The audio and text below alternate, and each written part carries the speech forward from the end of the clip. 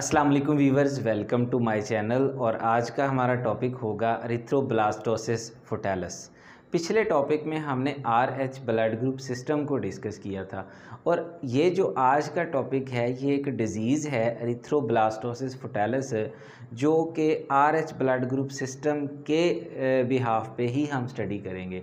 RH system अगर आपने detail के साथ पिछला लेक्चर सुना है तो आपको पता होगा कि हमारी बॉडी के अंदर जो RBC हैं उनकी सरफेस के ऊपर एक एंटीजन मौजूद होती है जिसको हम RH एंटीजन या फिर हम उसको RH फैक्टर बोलते हैं। अगर वो एंटीजन मौजूद होती है तो हमारा ब्लड ग्रुप होता है RH पॉजिटिव, और अगर वो एंटीजन मौजूद नहीं होती है तो ब्लड ग्रुप होता है नेगेटिव। अब हम एक डिज़ीज़ पढ़ेंगे जिसमें RH की वजह से होने वाली डिज़ीज़ है, दैट इज़ कॉल्ड एरिथ्रोब्लास्टोसिस फुटालिस। अब ज़रा वर्ड के ऊपर अगर गौर करें आप तो यहाँ पे वर्ड है एरिथ्रो। एरिथ्रो का मतलब होता है रेड ब्लड सेल्स, एंड साथ में वर्ड है ब्लास्टोसिस। ब्लास्टोसिस का मतलब होता है ब्रस्टिंग, डिस्ट्रक्शन। तो मतलब क्या हुआ, destruction of red blood sales. साथ में वर्ड है फुटालिस, कहाँ पे ब्रस्टिंग होगी, कहाँ पे ब्रेकडाउन होगी, रेड ब्लड सेल की फीटस के अंदर। तो डिज़ीज़ का जो स्टेटमेंट है वो क्या है, एरिथ्रोब्लास्टोसिस फुटालिस, मतलब फीटस के अंदर होने वाली रेड ब्लड सेल की डिस्ट्रक्शन। और ये क्यों होगी, यही आज का हमारा टॉपिक है। और ये किस तरीके से होती है ये हमने देखना है। मतलब फीटस में एक डिज़ीज़ होती है कि उसके जो रेड ब्लड सेल्स हैं वो ब्रस्ट होने लगते हैं। इसी डिज़ीज़ का एक और जो नाम है that is called as RH disease, क्योंकि ये RH फैक्टर या RH एंटीजन की वजह से होती है। मज़ीद अगर हम बात करें तो इसी का एक और नाम भी है that is also called maternal fetal RH incompatibility. मतलब मदर और फीटस का जो ब्लड है वो अगर इनकम्पैटिबल होता है, अगर मदर RH नेगेटिव है, फीटस RH पॉजिटिव है, तो ये इनकम्पैटिबिलिटी है, उस वजह से ये सिंड्रोम होता है। इसीलिए इसको हम नाम देते हैं मदर फीटल RH इनकम्पैटिबिलिटी। तो हमारे पास तीन नाम हो गए, एरिथ्रोब्लास्टोसिस फुटालिस, हमारे पास नाम हो गया RH डिज़ीज़, हमारे पास नाम हो गया मदर फीटल RH इनकम्पैटिबिलिटी। मज़ीद बात करें तो इसको आप हीमोलिटिक डिज़ीज़ ऑफ न्यूबॉर्न भी कह सकते हैं। मतलब एक जो न्यूबॉर्न है उसके अंदर हीमोलाइसिस हो रही है, ब्लड की ब्रेकडाउन हो रही है। यहाँ पे आप देखें हीमोलिटिक डिज़ीज़ ऑफ न्यूबॉर्न। तो आप देखें हीमोलिटिक वर्ड है, हीमो का मतलब होता है ब्लड एंड लिटिक का मतलब होता है डिस्ट्रक्शन और लाइसिस। डिस्ट्रक्शन होगी, लाइसिस होगी, ब्रेकडाउन होगी, किसकी, ब्लड की, कहाँ पे, न्यूबॉर्न के अंदर। रीज़न मैंने बताई है कि मदर और फीटस का जो RH ब्लड ग्रुप है वो इनकम्पैटिबल होता है। अब मज़ीद आगे चलते हैं तो डिज़ीज़ को हमने समझ लिया कि ये डिज़ीज़ है क्या, that is only the destruction of red blood cells due to incompatibility between mother and child. तो डिज़ीज़ में क्या होगा, destruction of blood cells in the newborn और इन द फीटस। तो डिस्ट्रक्शन होनी है, होने के पीछे रीजंस क्या होती हैं ये हमने देखनी है, कहाँ से, RH ब्लड ग्रुप सिस्टम से, जो हमने कल पिछले लेक्चर में देखा था। और जो ये लेक्चर मैंने लास्ट डिलीवर किया है RH ब्लड ग्रुप सिस्टम, अगर आपने वो नहीं सुना है तो उसको आप सुन सकते हैं, उससे आपको काफ़ी ज़्यादा हेल्प मिलने वाली है।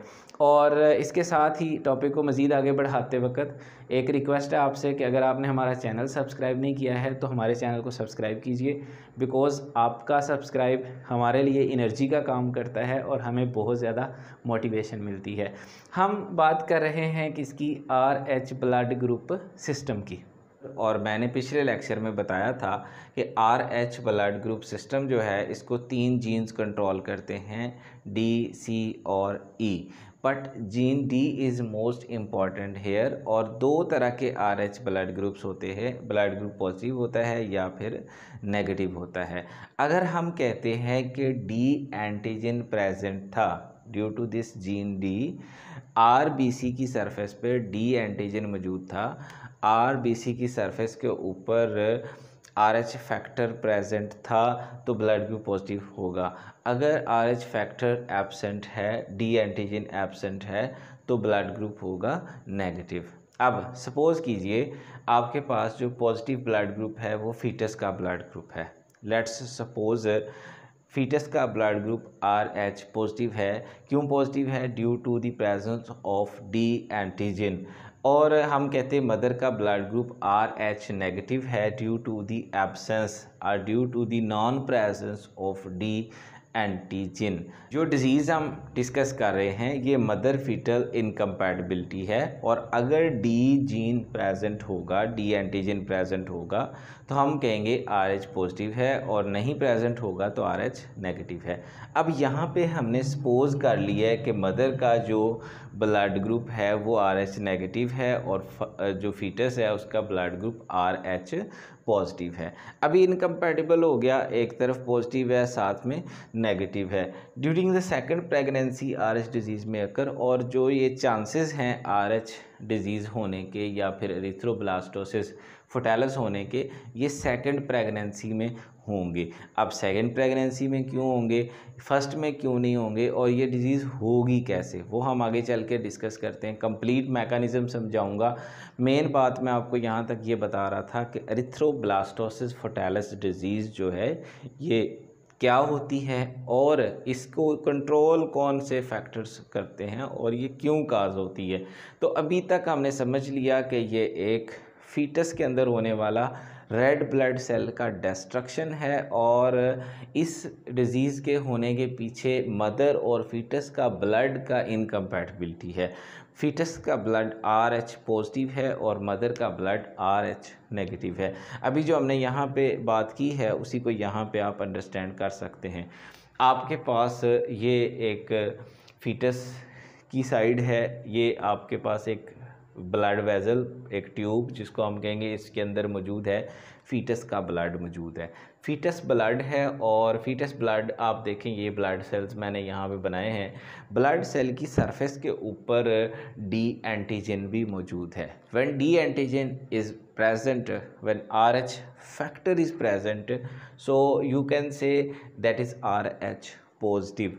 तो ये फीटस के RBC हैं, इनकी सरफेस पे D एंटीजन मौजूद है, और ये RH पॉजिटिव टाइप ब्लड है जो फीटस के अंदर मौजूद है। This is the fetus blood stream and that is RH positive blood. अब आप देखें ये फीटस अभी मदर बॉडी में मौजूद है, तो क्या होगा, मदर बॉडी में मौजूद है, ये उसका ब्लड स्ट्रीम, ये इसके ऊपर लेयर है that is embryonic Korean placental barrier. दो इसके ऊपर कवरिंग्स हैं, एक कोरियन है एम्ब्रियो को जो कवर करती है, और एक प्लेसेंटा का बैरियर है जो बच्चे को और माँ को सेपरेट करता है। अब प्लेसेंटल बैरियर के दूसरी तरफ मदर का ब्लड स्ट्रीम है। अब मदर ब्लड स्ट्रीम में जब आप देखते हैं तो यहाँ पे मैटरनल ब्लड है इस ब्लड वेजल के अंदर, और यहाँ पे मदर के ब्लड सेल्स मौजूद हैं। तो ड्यूरिंग पार्चुरेशन क्या होता है कि ये जो प्लेसेंटल बैरियर है ये ब्रेक हो जाता है। जब प्लेसेंटल बैरियर ब्रेक होता है और फीटस का जो ब्लड जो कि RH पॉजिटिव है, D एंटीजन्स मौजूद हैं, ये उस प्लेसेंटल बैरियर को क्रॉस करते हुए एंटर हो जाता है into the maternal blood stream. अब मदर का ब्लड था RH negative without D antigen था, जबकि फीटस का ब्लड जो है उसके ऊपर D एंटीजन मौजूद है, RH पॉजिटिव है। अब यहाँ पे प्रॉब्लम हो गया स्टार्ट, यहाँ पे इनकम्पैटिबिलिटी है तो प्रॉब्लम होगा। अब देखें जी क्या होगा, जैसे ही रिसीव हुआ fetal RBC with D antigen receive हुआ तो उसको रिकॉग्नाइज़ किया लिम्फोसाइट्स ने रिकॉग्नाइज़ किया। रिकॉग्नाइज़ करने के बाद लिम्फोसाइट ने कहा भाई ये तो कोई पार्टिकल फॉरेन पार्टिकल है, ये ब्लड हमारे ब्लड के साथ मैच नहीं करता है। अगर वो भी RH नेगेटिव होता तो मैच करता, अभी डिफरेंट है तो रिकॉग्नाइज़ किया। रिकॉग्नाइज़ करने के बाद पहला जो उसका इनिशियल रिस्पॉन्स होगा वो क्या है, वो IgM की प्रोडक्शन है। इम्यूनोग्लोबुलिन M जो एंटीबॉडीज़ हैं ये प्रोड्यूस होंगी। वो एंटीबॉडीज़ जिसको हम IgM कह रहे हैं, ये वो एंटीबॉडीज़ होती हैं जो किसी भी फॉरेन पार्टिकल के इनिशियल रिस्पांस के तौर पे बनती हैं। तो ये बनेगी secrete antibodies for D antigen. अब चूँकि यहाँ D एंटीजन आया है ऑलरेडी, यहाँ D एंटीजन का कोई कॉन्सेप्ट नहीं था। D antigen is a foreign particle for this mother's blood. So यहाँ पे क्या बनेंगी, D एंटीजन के अगेंस्ट एंटीबॉडीज़ जनरेट होंगी और IgM एंटीबॉडी प्रोड्यूस होगी। That will be the initial response. फिर क्या होगा, अब एक दफ़ा प्रेगनेंसी थी, फर्स्ट प्रेगनेंसी, इनिशियल रिस्पांस में IgM इम्यूनोग्लोबुलिन M प्रोड्यूस हुई। फिर second, during the subsequent exposure of D antigen during second pregnancy में फिर आता है डी एंटीजन, फिर प्लेसेंटल बैरियर को क्रॉस करके आता है। अब रिज़ल्ट क्या होगा, ऑलरेडी IgM मौजूद थी, वो कन्वर्ट हो जाएंगी into IgG antibodies, IgG immunoglobulin G antibodies, जो कि क्रॉस करके यहाँ से क्रॉस करके फीटस ब्लड में चली जाएंगी। क्या है, पहली प्रेगनेंसी में IgM प्रोड्यूस हुई जो कि मदर बॉडी में ही रहती हैं, जबकि सेकेंड या थर्ड प्रेगनेंसी में जब अगेन एक्सपोजर होता है डी एंटीजन के साथ, अब इनकम्पैटिबिलिटी है, already produce IgM change into IgG antibodies, जिसने क्या करना है, फॉरेन पार्टिकल को अब ख़त्म करना है और साथ ही साथ क्या करना है, वापस फीटस के ब्लड स्ट्रीम में जाना है थ्रू प्लेसेंटा और उसके ब्लड को डिस्ट्रैक्ट करेगा। IgG which cross the placenta of the fetus and then cause RH disease. तो RH डिजीज़ क्या होती है, सेकंड प्रेगनेंसी पे इसके चांसेस ज़्यादा होते हैं, जिसमें क्या होता है, मदर की बॉडी में से, मदर के ब्लड स्ट्रीम में से जो एंटीबॉडीज़ प्रोड्यूस हुए हैं वो प्लेसेंटा को क्रॉस करते हैं, फीटस में जाते हैं और वहाँ पे जाके क्या करते हैं, हीमोलिटिक डिजीज़ क्रिएट करते हैं। अब ऐसे बच्चों को क्या सिम्टम्स नज़र आएंगे, उनको अनीमिया हो सकता है, मतलब ब्लड की शॉर्टेज हो सकती है, और क्या हो सकता है, जॉइंटिस यरकान वगैरह हो सकता है। तो ये था हमारा आज का टॉपिक, जिसको हमने एरिथ्रोब्लास्टोसिस फुटालिस के नाम से पढ़ा। मदर और फीटस का ब्लड जब इनकम्पैटिबल होता है तो उसके चांसेस में एरिथ्रोब्लास्टोसिस फुटालिस हो सकती है। मज़ीद लेक्चर में हम मज़ीद ज़्यादा बात करेंगे किसी और टॉपिक के ऊपर, या फिर एरिथ्रोब्लास्टोसिस को ही मज़ीद ज़्यादा हम देखेंगे अगले लेक्चर में। तब तक मुझे दीजिए इजाज़त, दुआओं में याद रखिए, अपना बहुत सारा ख्याल रखिए। अल्लाह हाफिज़।